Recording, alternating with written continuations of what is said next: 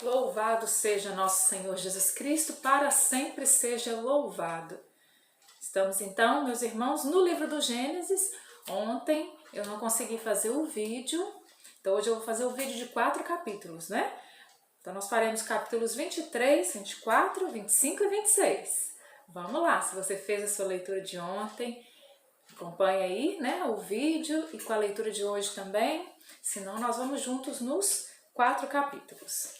Então, o capítulo 23 vai falar da morte e da sepultura de Sara, né? Vai dizer aí que Sara teve uma vida longa, né? E que ela morreu na atual aqui dentro da realidade de Hebron, né? Na terra de Canaã. Sara vai morrer, que é a terra prometida. Então, Sara morre ali, né? Dentro daquela terra que Deus prometeu a Abraão. E aí vai dizer que Abraão então vem para chorar, né, por ela, e ele então compra um terreno ali na terra de Canaã para enterrar Sara, né? Aí é interessante por quê? Porque ele vai tomar posse de uma porção de terra ali, que é o lugar onde ele enterra Sara, depois é o lugar onde ele também vai ser enterrado, né? Como que dando ali um primeiro passo diante da promessa de Deus, né? E aí a gente pode parar com esse texto do capítulo 23 e pensar assim, que a gente não pode ter uma fé muitas vezes muito... A gente às vezes tem uma fé muito desencarnada da realidade, assim, né? A gente tem que ter um pé no chão, um pé no céu, né? Como a gente costuma dizer. Então, existe uma realidade espiritual, existe uma realidade que vem do alto, né? Existe uma promessa de Deus feita a Abraão.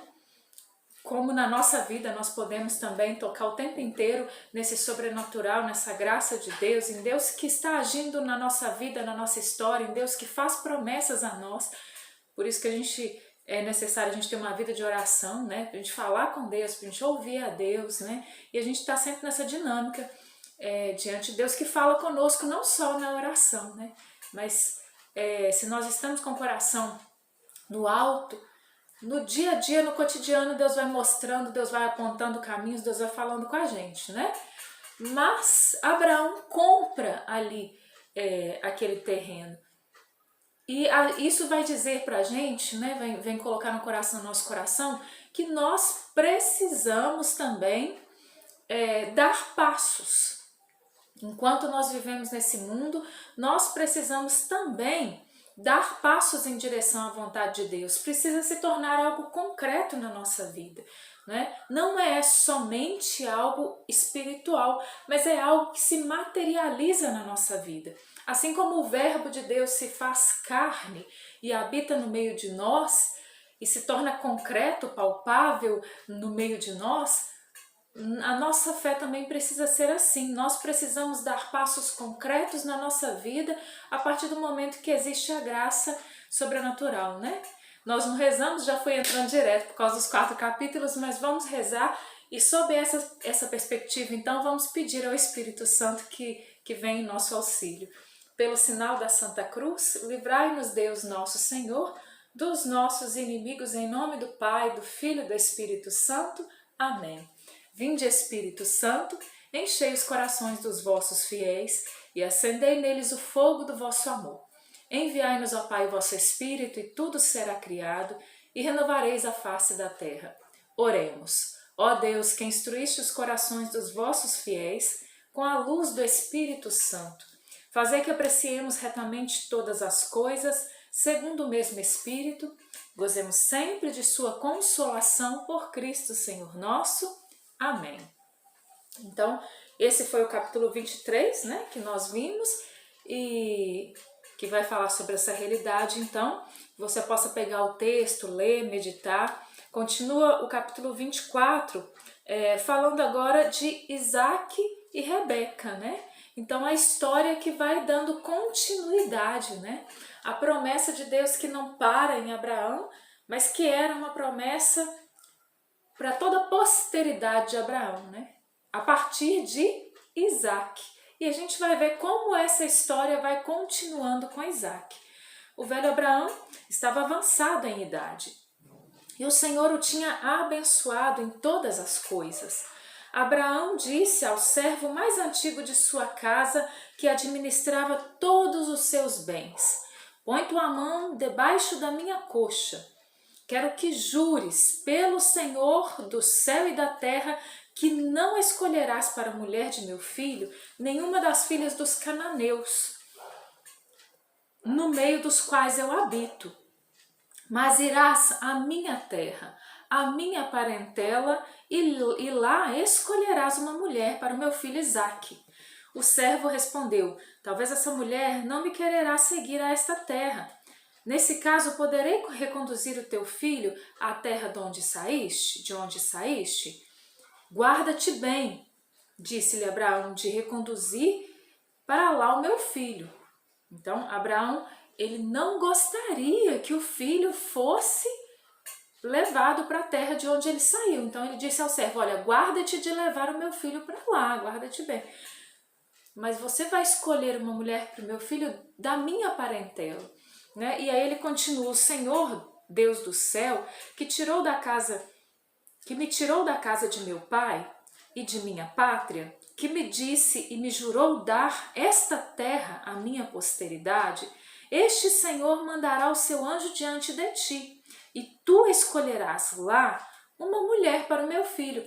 Então, Abraão já tinha aprendido a confiar em Deus, né? Abraão já tinha aprendido o que é ter fé. Então, Abraão não duvidou de que o servo iria encontrar uma mulher para o seu filho no meio da parentela dele, e que ela viria com ele para aquela terra que era a terra que Deus prometeu, né? Para a terra prometida. Mas se ela não te quiser seguir, estarás desobrigado do juramento que te impus. Só que antes de dizer se ela não quiser seguir, ele disse assim: olha, vai, porque o anjo do Senhor vai te acompanhar. A gente lembra aqui, depois a gente vai um pouco mais para frente passar por esse livro também, da história de Tobias, né? Onde Tobit, pai de Tobias, vai ali rezar, vai orar, vai pedir ao Senhor, né, que possa acompanhar o seu filho, e o anjo Rafael acompanha, né, o jovem Tobias na sua viagem. Continua então, no versículo 10. E tendo tomado 10 camelos do rebanho de seu senhor, partiu levando as mãos cheias de riquezas de Abraão. Lembrando que aquele servo era um servo de confiança, administrava toda a casa de Abraão, né? Ele vai embora com aqueles camelos, ele leva riquezas e ele se põe então a caminho da Mesopotâmia, para a cidade de Nacor. Fez descansar os camelos fora da cidade, perto de um poço. Era pela tarde, a hora em que saíram as mulheres para ir buscar água. Senhor, disse ele, Deus de Abraão, meu Senhor, fazei-me encontrar hoje o que desejo e manifestar vossa bondade para com meu senhor Abraão. Eis-me aqui de pé, junto desta fonte onde as filhas dos habitantes dessa cidade virão buscar água.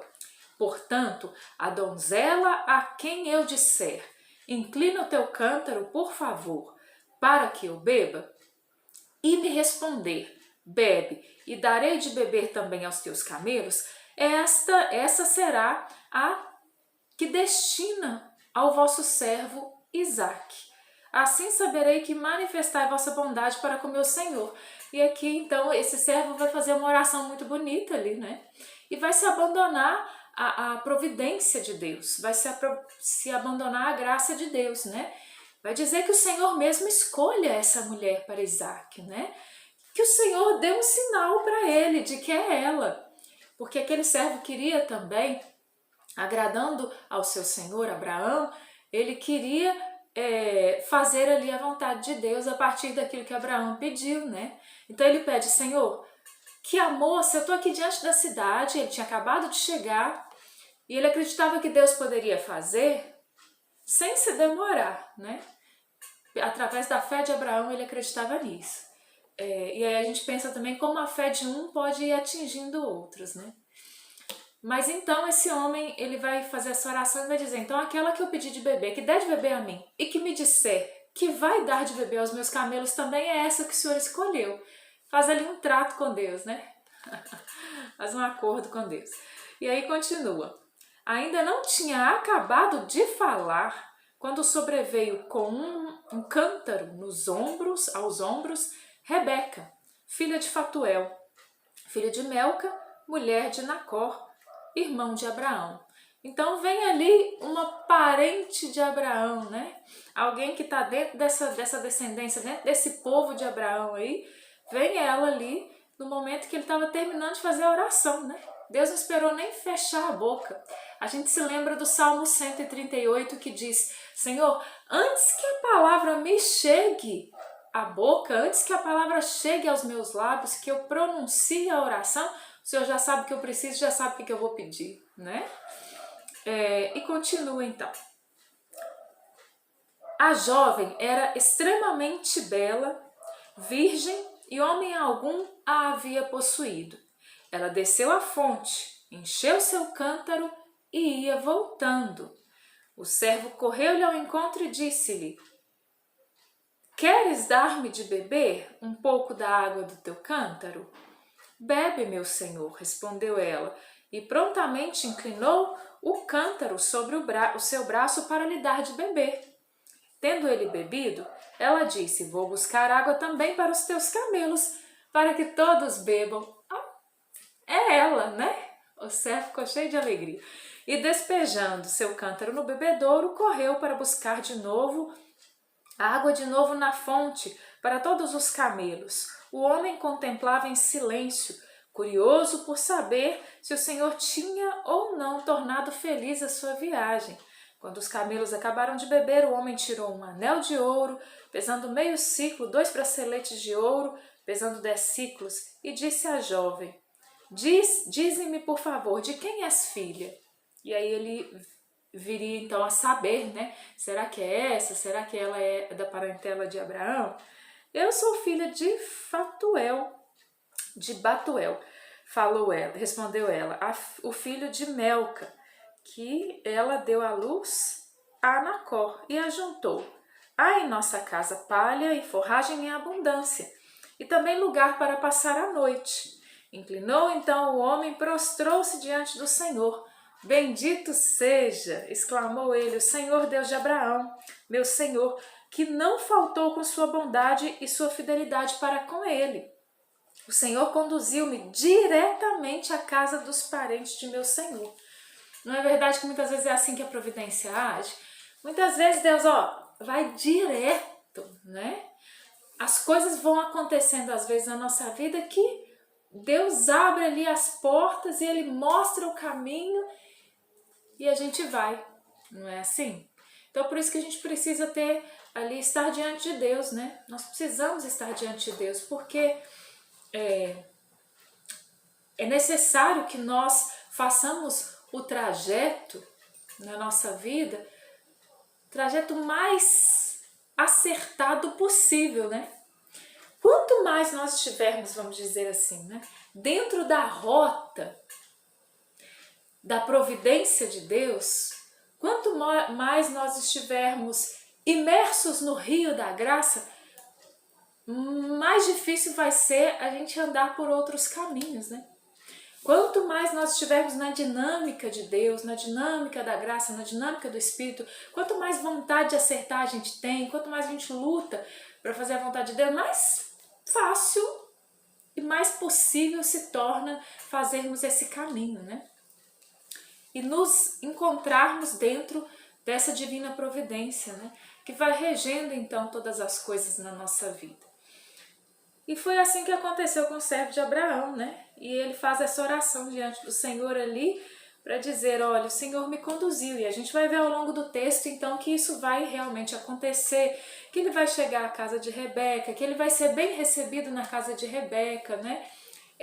Que todos os familiares dele vão se alegrar com a vinda dele e com aquilo que o Senhor acabou fazendo ali, né, em favor de Abraão. Ele vai relatar a eles que Abraão então teve um filho na sua velhice, né? Ele vai falar de Isaac, ele vai dizer que Abraão pediu a ele então para buscar uma esposa para Isaac, e ele finalmente vai pedir que Rebeca seja dada como esposa a Isaac, né? E assim o texto vai se desenrolando. Lá no versículo 50 vai dizer então: Labão e Batuel tomaram então a palavra.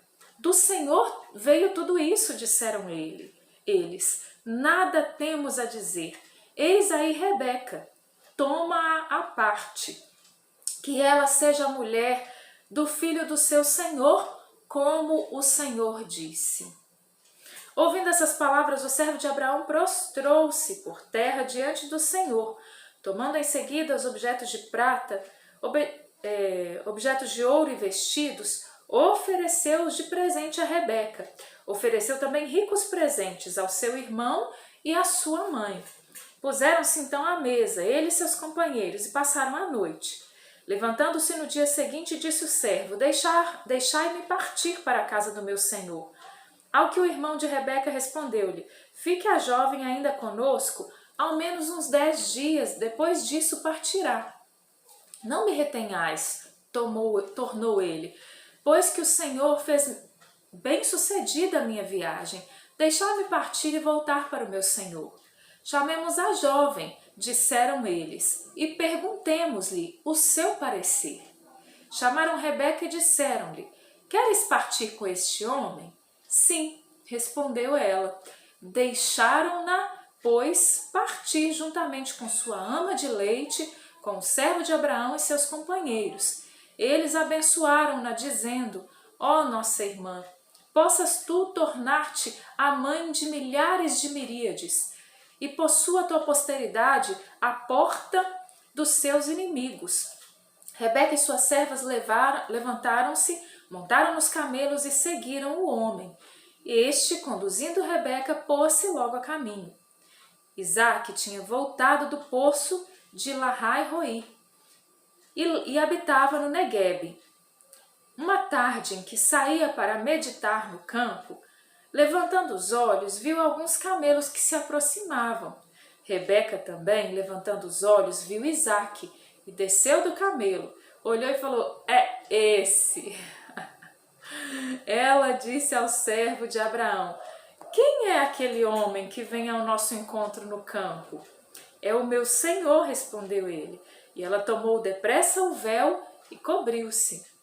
O servo contou a Isaac tudo o que tinha feito, e Isaac introduziu Rebeca na tenda de Sara, sua mãe, desposou-a e ela tornou-se sua mulher muito amada. E desse modo, Isaac consolou-se da morte de sua mãe. E aí eu gostaria aqui de me ater um pouquinho a este último versículo, onde vai dizer que Isaac toma Rebeca por esposa e vai dizer que ela se tornou a sua mulher muito amada. E aí eu queria tomar um pouco aqui da realidade do sacramento do matrimônio, né? E eu queria tomar aqui a partir da perspectiva do homem, né? Muitas vezes nós falamos, e eu como mulher muitas vezes digo aqui, né, nos vídeos para nós, esposas, mães, filhas, sobre essa perspectiva feminina, mas vamos tomar o texto aqui que enfatizou que Isaac ele desposa então Rebeca e ela se torna sua mulher muito amada. Então dizendo que não adianta você, homem, desposar uma mulher, não, né? Não adianta simplesmente, olha, eu me casei, claro, isso serve para o homem e para a mulher, né? Eu me casei e pronto, né? Não, agora, você que se casou, tanto para o homem quanto para a mulher, mas para dizer aqui eu estou tomando a figura de Isaac, por quê? Porque a gente vê na nossa sociedade, né, que o feminismo tem feito muito mal para a mentalidade das mulheres. E que hoje em dia, não só o feminismo, mas tantas outras coisas, tantas outras ideologias, correntes de pensamento que são vivenciadas hoje no mundo, que tem feito a mulher entrar numa disputa que na verdade tem feito muito mal a nós mulheres, porque existe algo que foi plantado em nós, que é próprio para nós, né? Que é próprio nosso, da mulher ser mãe, dedicar-se à maternidade de uma forma afetuosa no cuidado com os filhos, né? Mesmo se você trabalhar fora, mas esse cuidado tem sido muitas vezes deixado de lado, até mesmo não desejar mesmo a maternidade, porque é algo que vai fazer mal, né? Tem tido uma visão assim, também a realidade de como ser uma esposa. Mas homens, vocês não podem negar que tudo isso que está acontecendo nos tempos de hoje são muito consequências dos erros dos homens que já ultrapassam aí mais de século, onde o homem perdeu a total capacidade de ser um pai de família honrado. E aí eu gostaria de falar um pouco sobre isso, sobre a realidade de ser um pai de família honrado, né? Quando começaram, né, naquele tempo ali ainda da boemia, né, naquele tempo em que o homem já tinha entrado naquela situação que ele tinha ali a sua família, ele tinha a sua mulher, ele tinha ali uma penca de filhos em casa, e ali aquilo diante da sociedade fazia com que ele parecesse um homem honrado, mas ele vivia muitas vezes com os amigos, ele vivia nas serestas, ele vivia já ali muitas vezes dentro da realidade de prostíbulos, ele vivia muitas vezes casos extraconjugais, porque algumas mulheres já estavam ali fora, né, dessa rota natural, e começou-se ali já a atingir mulheres que se davam a isso, né?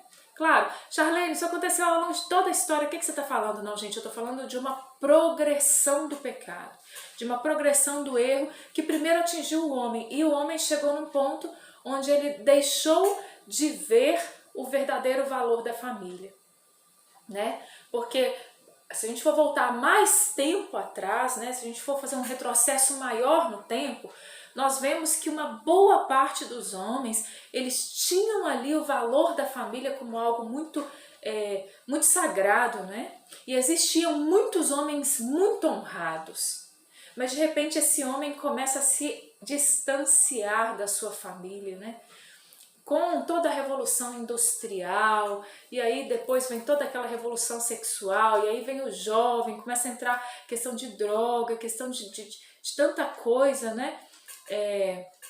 E aí o homem começa então a perder um pouco dessa noção, onde a mulher ali, ela começa também quando começa a televisão, ela começa a expor o seu corpo, a se expor ali, né, através de televisão, através de tantas coisas. As músicas começaram também, né, do último século para trás, a música começou a ser deteriorada, então aqueles valores na música começaram a se quebrar, ou seja, dentro da sociedade de um modo geral, a moral começou a ser depredada. E aí o homem começou a perder a capacidade de ver a sacralidade da família, não é? E aí por isso a gente chega hoje onde a mulher vai perdendo também a sacralidade da família. Por quê? Porque a minha mãe, a minha avó, a gente vai olhar para a história e vai vendo que as mulheres foram sendo muitas vezes ali desmerecidas, foram sendo muitas vezes ali objetificadas, né? Que o homem não foi dando valor à casa, à família, a filhos, e isso acabou gerando, eu não estou justificando de forma alguma, porque nós estamos aqui diante da palavra de Deus e essa é a nossa base, mas estou dizendo daquilo que foi acontecendo na sociedade, de uma forma geral. E agora, como essas coisas começaram a acontecer a partir do momento que o homem se distanciou da família, eu digo a você que é homem, que você volte a retomar a sacralidade da família. Que você volte a retomar a sacralidade de se ter uma esposa, de se ter filhos, não é? Porque muitas vezes é visto de forma sagrada, por exemplo, um homem que se torna padre, um homem que se torna ali um religioso, né? Que vai consagrar a sua vida a Deus, mas um homem casado, muitas vezes, ele não é visto dessa forma, né? De tal forma, isso perdeu a sacralidade. Então, é necessário que o pai de família, ele volte a ser visto também, assim como o padre é visto, como religioso é visto, que o pai de família não só seja visto, que ele se torne também um homem que mostra o que é a honra de ser um pai de família, o que é a honra de assumir para si o sacramento de um matrimônio. A partir do momento então que Isaac toma Rebeca e ela se torna a sua mulher muito amada, né? Então é preciso que o homem, quando ele se coloca diante do altar, ele tenha consciência de que ele está desposando uma mulher para que ela se torne muito amada, né? Então é necessário a gente voltar a essa sacralidade do sacramento do matrimônio, ou o sacramento do matrimônio estará completamente fadado à destruição, conforme é o plano do mundo, conforme São João Paulo II, né? Enquanto Papa ainda, João Paulo II falou tanto que destruir a família, que era o plano maior do maligno era destruir a família, porque destruindo a família era possível destruir toda a sociedade. E é verdade, não é? Então, se o homem não começar a assumir o seu papel, nós estamos diante de uma falência daquilo que existe de mais sagrado na face da terra, que é a família, né? Então vamos lá. Abraão tomou, capítulo 25, outra mulher, após a morte aí de Sara. E aí vai dizer de vários filhos que são nascidos a Abraão. A gente vai ver que esse texto é colocado aqui para falar do surgimento dos povos. Continua, a gente vê muito isso no Gênesis, né? Do livro do Gênesis, a gente vai vendo que as genealogias estão sempre ligadas ali a surgimento de povos, né? Mas é interessante que vai dizer aqui desses filhos, né? De Abraão, ou seja, aqueles povos que vão surgir a partir deles, mas a promessa que foi feita a Abraão a partir de Isaac, ela continua muito forte, né? E em nenhum momento isso vai ser quebrado diante da palavra de Deus. Vai dizer assim, olha, no versículo 5, Abraão deu todos os seus bens a Isaac. Quanto aos filhos de suas concubinas, só lhes deu presentes e despediu-os ainda vivo, mandando-os para longe de seu filho Isaac para a terra do Oriente, né? Então aqui uma linguagem bíblica para falar dessa realidade aqui do surgimento dos povos, mas a descendência de Abraão em Isaac que vai ter aqui essa projeção aos olhos dessa promessa, né, feita a Abraão. Então sempre para ter em vista aqui a promessa.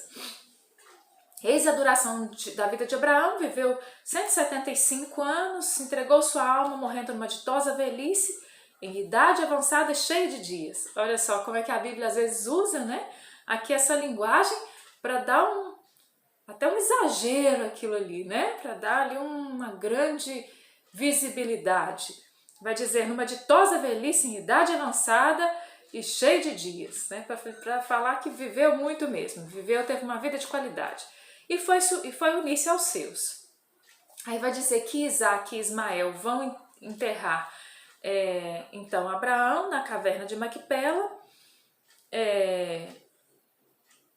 que foi a terra que Abraão tinha comprado, né, onde ele enterrou a sua mulher Sara, que foi o que a gente viu um pouco antes aqui. Então ali Abraão também vai ser enterrado. Depois de sua morte, Deus abençoou o seu filho Isaac, que habitava perto do poço de Lahai-Roi. E aí a gente entra a partir do versículo 19 na descendência de Isaac. E aí vai dizer então que Isaac ele vai se casar com Rebeca com a idade de 40 anos e que ele vai rogar ao Senhor por Rebeca porque ela era estéril. Aí é interessante a gente ver isso, né? Que mais uma vez aqui vai mostrar, o texto bíblico vai falar dessa esterilidade de Rebeca e que Deus vai intervir aqui também numa mulher estéril e vai dar a ela também um filho que vai perpetuar a promessa, né? Na verdade ela tem 2 filhos, ela tem os gêmeos, né? Esaú e Jacó, mas vai dizer aqui no versículo 23, então diz que ele intercedeu por Rebeca, Isaac rezou por ela, intercedeu por ela diante de Deus e ela concebeu. Mas quando ela estava grávida de 2 meninos que brigavam no ventre dela, vai dizer aqui. E aí vai dizer, tens duas nações no teu ventre, o Senhor vai dizer para ela. dois povos se dividirão ao sair de suas entranhas. Isso está lá no versículo 23. Um povo vencerá o outro, e o mais velho servirá o mais novo. E aí vai dizer então que ela trazia esses dois ventres e que no nascimento deles nasceu Esaú e Jacó veio agarrado ali ao calcanhar de Esaú. Olha isso lá no versículo 25. A segunda parte do 25 vai dizer que, vamos ler o 25 todo, o que saiu primeiro era vermelho e todo peludo como um manto de peles, chamaram-no Esaú.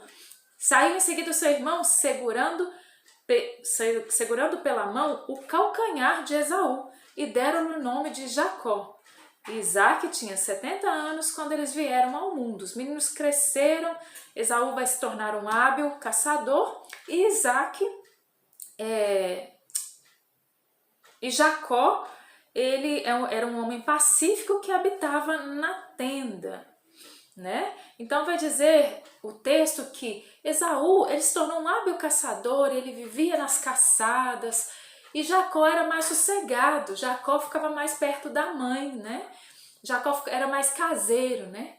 Ficava ali sempre junto a Rebeca. E aí vai dizer então que Isaac preferia Esaú, porque gostava de caça. E Rebeca, porém, ela se afeiçoou mais a Jacó, estava ali pertinho dela.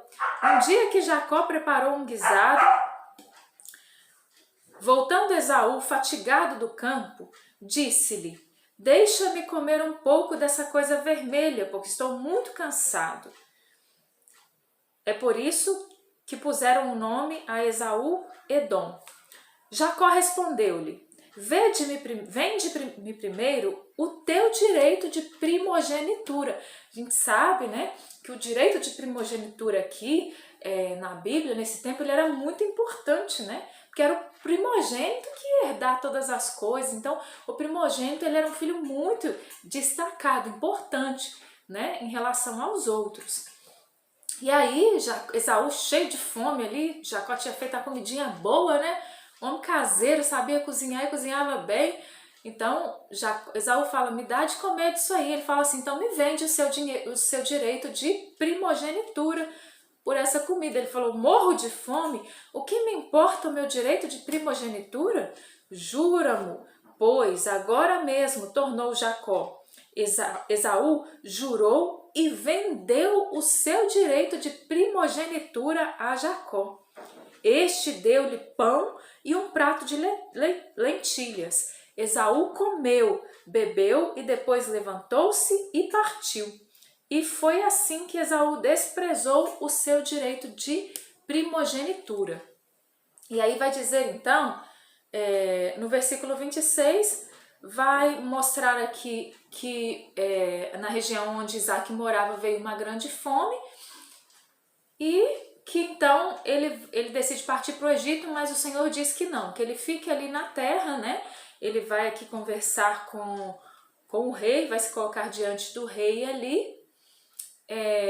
O vídeo vai acabar, gente, eu vou ter que fazer outro vídeo.